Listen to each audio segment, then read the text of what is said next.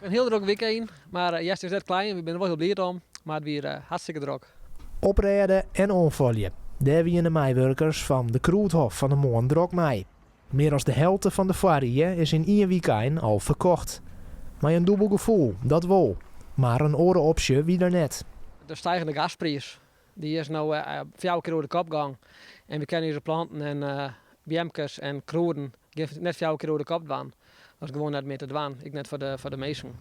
Dus er moesten we keuzes maken. En we hebben ja, dat we dit hier de kaas net om. Nu hebben we de plantjes verkocht met 50% kwarting. Ja, daar hoor je niks meer van nieuwe. Maar het is altijd beter dan dat we een hele grote rekening krijgen aan het einde van het jaar. En dus wordt de kas leeg verkocht. En maar de Kroethof Takelmier weer opnieuw beginnen. Hoe het er dan komt is nog onwis.